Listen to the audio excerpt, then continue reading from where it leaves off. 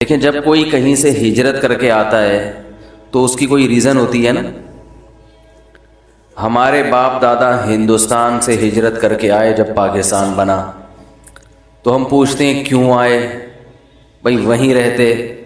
تو جواب کیا ملتا ہے؟ بھائی ایک ملک چاہیے تھا جس میں ہم اسلام کے مطابق آزادی کے ساتھ اپنی زندگی بسر کر سکیں. پھر جب ہمیں اسلام نہیں ملتا تو سوال پیدا ہوتا ہے پھر ہمیں اپنی زمینیں چھوڑنے کی، جائیدادیں چھوڑنے کی ضرورت کیا تھی؟ یہ ہوتا ہے نا سوال. بھئی ایک کام کیا اس کا آؤٹ پٹ نہیں نکل رہا تو سوال ہوتا ہے کہ وہ کام پھر غلط کیا گویا، کرنا ہی نہیں چاہیے تھا. تو یہ سوال تبھی اکثر یہ سوال اٹھایا جاتا ہے بھئی جب پاکستان اسلام کے نام پہ بنا تھا تو اسلام کیوں نہیں ہے، کیوں نہیں ہے؟ تو حکومت کے پاس ان چیزوں کا جواب نہیں ہوتا. اب اگر حکومت یہ جواب دے کہ اسلام کے نام پہ بنا ہی نہیں تھا تو یہ بھی غلط ہو جائے گا. اگر یہ جواب دے کہ بنا تو اسلام کے نام پہ تھا مگر غلطی ہو گئی تھی، اب ہم اس کو سیکولر بنانا چاہتے ہیں، تو یہ جواب صحیح ہوگا. واہ بھائی لاکھوں لوگ شہید ہو گئے، اب آپ کہہ رہے ہو کہ غلطی ہو گئی. وہ جیسے ہے نا ایک آدمی نے ایسے اپنے بازو نا ایسے جیسے باڈی بلڈر ہوتے ہیں نا ایسے دکھائے اور کسی مشہور بلڈر کا نام لیا اور کہا آئی ایم فلاں، کوئی بلڈر ہوگا بڑا. دوسرے نے کہا آئی ایم، کوئی اس سے بڑے بلڈر کا نام لے لیا، آئی ایم مثلا بلڈر نہیں کراٹے مین کا، آئی ایم بروس لی، ایک ایسے لات ہوا میں گھمائی. تو تیسرے نے ان دونوں کو ایک مکہ لگایا اور کہا کہ I am sorry, you are Bruce Lee, you are کچھ بھی لگا دیں اس کے آگے، اینڈ آئی ایم کیا ہوں؟ سوری. تو ایسے ہی لاکھوں لوگ شہید ہو گئے. ابھی پرسوں کسی نے بتایا کہ ان کے رشتہ دار جب 1948 میں مائیگریٹ کر کے آئے تھے 15-20 افراد میں صرف 2 زندہ بچے، باقی سب راستے میں ہندوؤں کے ہاتھوں شہید ہو گئے. بڑی قربانی ہے لوگوں کی پاکستان بنتے ہوئے. اب آپ اگر کہیں گے بھائی اس میں اب جس اسلام کے لیے یہ قربانی دی گئی وہ اسلام کہاں ہے، تو گورنمنٹ کہتے ہیں I am sorry, we are sorry, ہم سے غلطی ہو گئی، نہیں بنانا چاہیے تھا. تو یہ جواب درست ہوگا بھائی؟ غلط ہوگا. تو اسی طرح جب اللہ نے آدم علیہ السلام کو جنت سے دنیا میں بھیجا، اس مکھی کو کوئی کنٹرول کرے یار. یہ رفیع بھائی آپ کے علاوہ کوئی کنٹرول نہیں کر سکتا اس کا.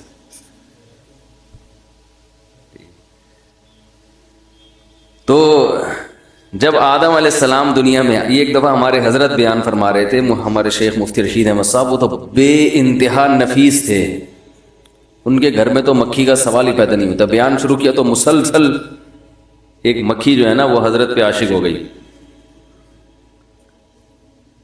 تو وہ کنٹرول میں ہی نہیں آئی کسی سے. تو آدم علیہ السلام کو اللہ نے اس مٹی سے پیدا کر کے جنت میں رکھا.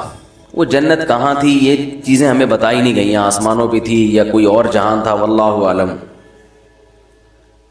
جو چیز جتنی بتائی گئی ہے ہم اس پر اتنا ایمان رکھتے ہیں.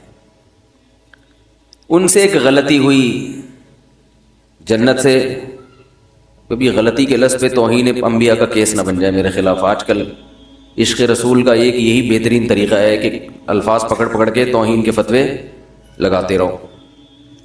بہرحال آدم علیہ السلام سے اب تو غلطی ہو گئی، کیونکہ میں نے بول دیا نا غلطی ہوئی، اب تو رجوع کا آپشن بھی نہیں ہے. ٹھیک ہے، تو وہ اللہ نے منع کیا اس درخت سے مت کھاؤ، آدم علیہ السلام نے کھا لیا. اور کھایا کیوں؟ قرآن نے اس کی وجہ بیان کی ہے. شیطان حضرت آدم علیہ السلام کے پاس آیا اور کہا هل ادلک علی شجرۃ الخلد وملک لا یبلی، میں ایسے درخت کا پتہ نہ بتاؤں جسے کھانے کے بعد موت ختم ہو جائے گی، ہمیشہ جنت میں رہو گے. ابھی یہ جنت تو ہے لیکن موت بھی تو ہے نا. ویسے تو جنت میں موت نہیں ہے لیکن اس وقت تھی، اب نہیں ہے. اور ایسی حکومت ملے گی جو کبھی ختم نہیں ہوگی. تو آدم علیہ السلام کے سامنے شیطان نے حضرت آدم اور حوا دونوں کو بہکایا. جب میاں بیوی دونوں کا ویژن ایک ہو نا تو بات بنتی ہے. دونوں کی رائے الگ الگ ہو تو کوئی ایک کام بھی نہیں ہوتا گھر میں. غلطی پر دونوں جمع ہو جائیں تو غلطی ہوگی, نیکی پر جمع ہو جائیں تو نیکی. میاں کچھ اور چاہ رہا ہے, بیگم کچھ اور چاہ رہی ہے, تو اس گھر میں نہ خیر پھیلے گی نہ شر, صرف اس میں پھڈے پھیلیں گے. سمجھ رہے ہیں؟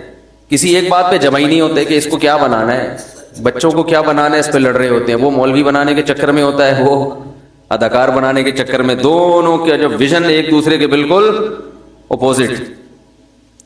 تو اس سے بچہ نہ کوئی فنکار بنتا ہے اور نہ کوئی عالم بنتا ہے, وہ فسادی بن جاتا ہے بس. تو یہ نکاح سے پہلے دیکھ لیا کریں کہ جہاں پیغام بھیج رہے ہیں دونوں کی رائے اور سوچ ایک جیسی ہے یا نہیں ہے, تو وہ ورنہ معاملہ بڑا خراب ہو جاتا ہے. تو آدم علیہ السلام کے ساتھ شیطان نے حضرت حوا کو بھی سمجھایا. وہ شیطان ڈیڑھ ہوشیار, اس کو پتا تھا کہ دونوں میں سے ایک کو سمجھایا, دوسرے کی سمجھ میں نہیں آیا تو بات بنے گی نہیں. مثلا اماں حوا کہتی کہ نہیں کھانا, اللہ نے منع کیا درخت کھانے سے.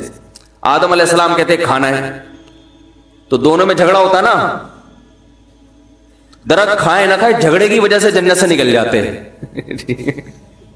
اللہ میاں کہتے کہ یہاں تو میں نے تم دونوں کو رکھا تھا آپس میں محبت کے لیے, اس پہ بھی تم لڑ رہے ہو, تو یہ تو جنت کا ماحول خراب ہو رہا ہے. اور درخت کھا کر تو توبہ کے ذریعے تلافی ممکن تھی. جب آپس میں جھگڑا ہوتا نا تو توبہ کر لیتے, مگر جھگڑا ختم, دنیا میں آنے کے بعد پھر جھگڑا کر رہے ہوتے کہ تم نے مجھ سے جھگڑا کیا تھا جس کی وجہ سے اللہ نے ہمیں جنت سے نکالا. دیکھو شیطان نے جنت سے نکلوایا تو شیطان سے پھٹا ہو گیا قیامت تک کے لیے. اب اگر آدم علیہ السلام کہتے کھاؤ, اماں ہوا کہتی ہے نہیں کھاؤ, اور پھر کھا لیا جاتا تو اماں ہوا کہتی آپ کی وجہ سے جنت سے نکالا گیا ہے, تو وہ پھڈا قیامت تک چلتا, وہ ختم ہونے والا نہیں تھا. سب یہی کہہ رہے ہوتے, ہر عورت اپنے میاں پہ بلی ڈالتی. تو اللہ تعالیٰ نے کی حکمت تھی بہرحال اس میں کہ دونوں ایک رائے پہ جمع ہو گئے, بھائی کھانا ہے یا نہیں کھانا ہے, دونوں کی ایک رائے. اور شیطان نے دونوں کو ورغلایا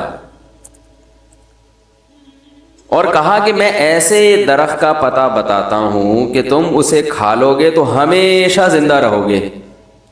انسان کی طبیعت ہے کہ جس چیز سے روکا جاتا ہے نا اسی کا تجسس اس کے دماغ میں پیدا ہوتا ہے کہ یار کچھ تو ہے وہی ساری چیزیں. اب انسان یہ نہیں دیکھتا کہ اتنی طرح طرح کی نعمتیں, حلال لذتیں اللہ نے حلال کی, ایک چیز کو کہہ دیا تو اسی کے پاس جانے کی کیا ضرورت ہے.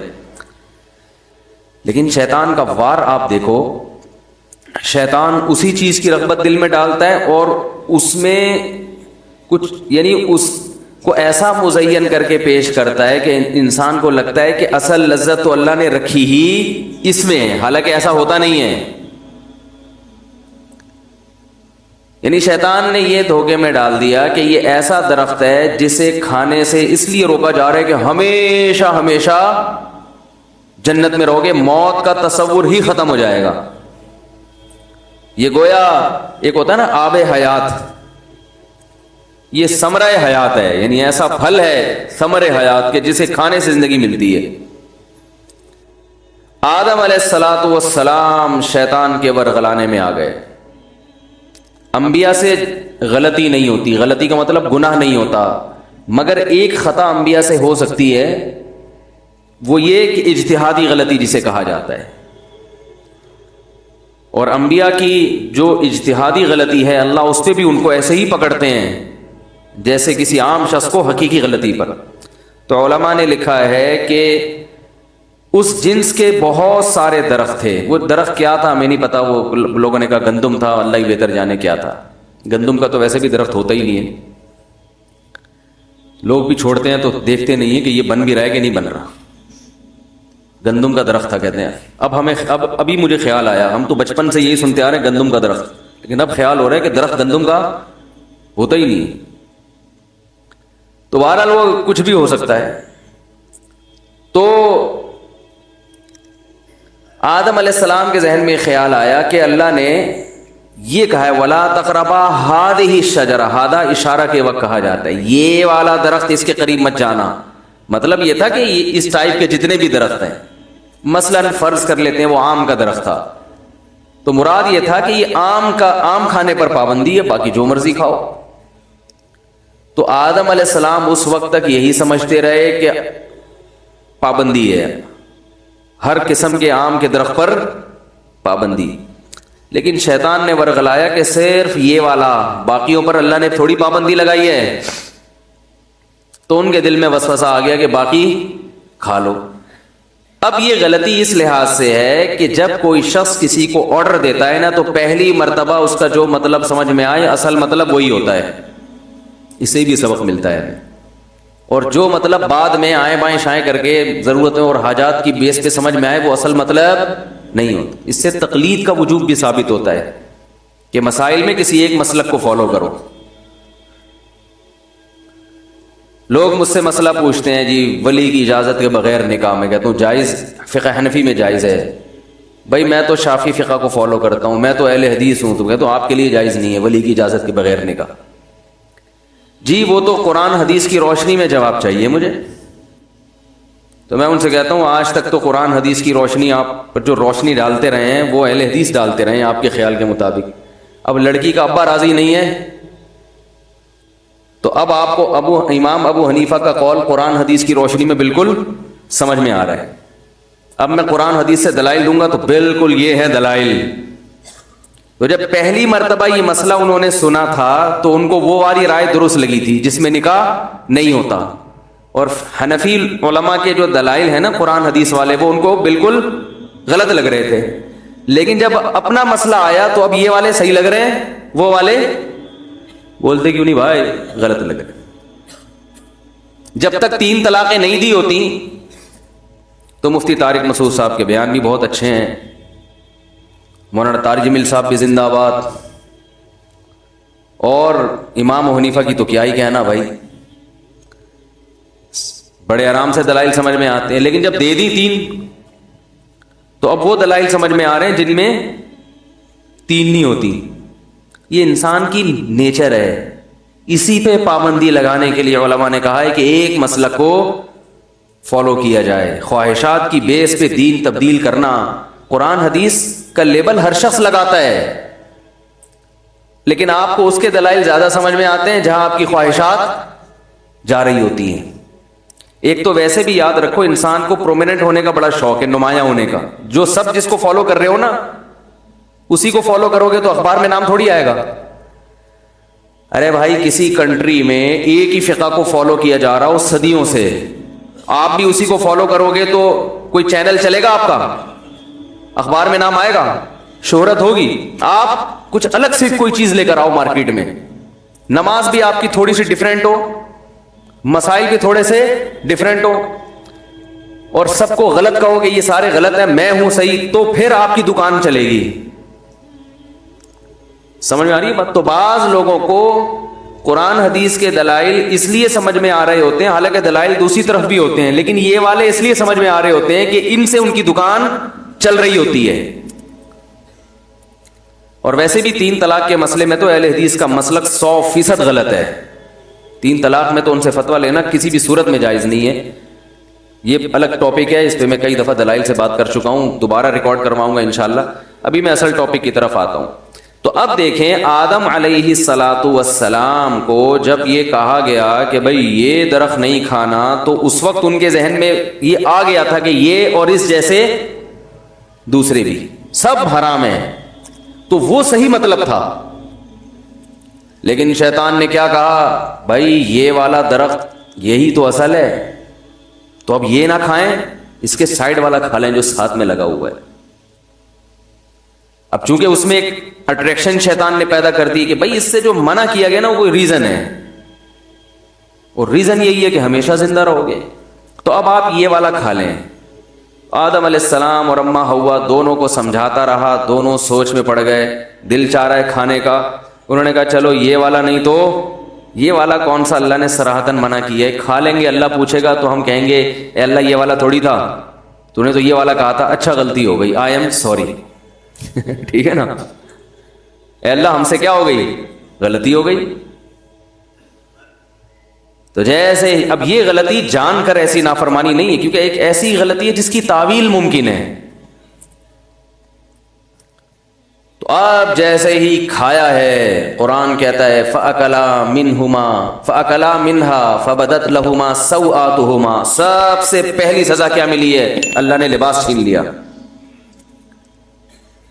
دیکھو یہ سزا کے طور پر بیان کیا, لباس چھین لیا. میاں بیوی دونوں برہنہ ہو گئے, حالانکہ میاں بیوی کا آپس میں کوئی پردہ بولو بھائی نہیں ہے, لیکن اس سے ایک بات پتہ چلتی ہے کہ اگرچہ پردہ نہیں ہے لیکن نارملی حالات میں حیا کا تقاضا ہے کہ وہ لباس پہن کے رہیں, اس سے انسان کو شرم آتی ہے. اب میاں بیوی کا پردہ نہیں ہے تو اب یہ تو نہیں کہ آپ بغیر کپڑوں کے گھر میں گھومنا شروع کر دیں, نارمل کنڈیشن میں بھی آپ ایسے ہی گھومتے رہیں, یہ حیا کے خلاف. اسلام میں بہت بڑی سزا ہے کہ کوئی دیکھنے والا بھی نہیں ہے پھر بھی لباس چھین لینا, بے لباس ہونا, یہ کیا ہے, سزا ہے. تو ان لوگوں کی عقل پہ ماتم کرو جو خود سے بغیر لباس کے زندگی گزارتے ہیں, جبکہ دیکھنے والے نامحرم بہت ہوتے ہیں. بہت مشکل ہے بھائی. وہ خواتین جو بے لباس ہو کے زندگی گزارتی ہیں, اور صرف شوہر نہیں, ان پہ نامحرم مردوں کی بھی بہت نظریں پڑ رہی ہوتی ہیں, تو وہ کتنی بے عقلی ہے, ان کی حیا کیسی ختم ہو چکی ہے کہ جو چیز سزا تھی وہ اس کو انٹرٹینمنٹ سمجھ رہے ہیں. تو لباس انسان کی زینت ہے, بے لباس ہونا یہ فطرت کے, بول لو نا بھائی کیا جا رہا ہے, فطرت کے خلاف ہے, یہ سزا ہے کپڑے چھین لینا. لیکن آپ گوروں کو دیکھو بغیر کپڑوں کے بھی کوئی ان پہ صحت پہ اثر نہیں پڑتا. ہم ازبکستان میں سوئمنگ کر رہے تھے, ایک گورا بھی نہا رہا تھا, رشیا کا گورا تھا, ہمیں نہیں پتا تھا, الحمدللہ اللہ کا بڑا فضل ہے, ہمیں نہیں پتا تھا, ہم نہاتے رہے, اکیلا وہ اور باقی ہم سب پاکستانی. تھوڑی دیر میں جب وہ نکل کے گیا ہے تو پتہ یہ چلا کہ کیا پتا بتاؤں آپ کو میں, ہم نے کہا پہلی دفعہ ہم نے ایسا منظر دیکھا تھا, بالکل ایسے نکلا ہے, اور لڑکوں نے کہا ایک دم وہ یہ کیا ہو گیا, ایک دم بوکھلا گئے نا, یہ کیا ہے بھائی, کچھ بھی نہیں, اور اس کو کوئی شرم بھی نہیں آ رہی, ایسے چلتا ہوا جا رہا ہے. ہم نے کہا یہ ہے ترقی. ترقی کی ڈیفینیشن سمجھ میں آئی. ہم تھے پسماندہ کنٹری کے, آدھے کپڑے تو ہم نے کم از کم گھٹنے اور ناف تک تو لباس ڈھانپا ہوا تھا نا, اور کچھ جو زیادہ شرمیلے تھے وہ ٹی شرٹ پہنی ہوئی تھی انہوں نے, ان کو چانپے دکھاتے ہوئے بھی شرم آ رہی تھی اپنی. تو میں نے کہا یار یہ ترقی کا معیار بن چکا ہے کہ جتنے کپڑوں میں ہوگا اتنا غریب اور پسماندہ سمجھا جائے گا, تھرڈ کلاس کنٹری سے آیا ہوا, اور جتنا کلوتھ لیس ہوگا نا جتنا کپڑوں سے پاک ہوگا اتنا زیادہ ترقی. روس تو ترقی یافتہ ملک ہے نا, رشیا کا تھا وہ بندہ, کیونکہ ہمیں تو پھر انکوائری تھی, ہم نے کہا یہ کون سے کنٹری کا آیا بھائی, کس کنٹری میں اتنی آزادی ہے. تو یہ ترقی یافتہ ممالک ہیں بھائی. اللہ تو بتا رہے ہیں کہ تمہارے دادا آدم اور حوا کو سب سے پہلے جو سزا ملی ہے وہ کیا ہے, ان کا لباس ان سے چھینا گیا. وَطَفِقَا يَخْصِفَانِ عَلَيْهِمَا مِنْ وَرَقِ الْجَنَّةِ, اور قرآن کے الفاظ دیکھو, فوراً جنت کے درختوں کے پتے توڑ کر اپنے جسم کو ڈھانپنے لگے. شرم آ رہی تھی ان کو, ایک دوسرے سے حیا آ رہی تھی کہ سب سے پہلا کام یہ کرو کہ اپنے جسم کو ڈھانپو. تو یہ ننگا پن جو آج کل عورتوں میں آ رہا ہے, مردوں میں آ رہا ہے, چڈے پہن پہن کے گھوم رہے ہیں, یہ کوئی تہذیب نہیں ہے میرے بھائی, یہ سزا ہے, یہ تہذیب نہیں ہے.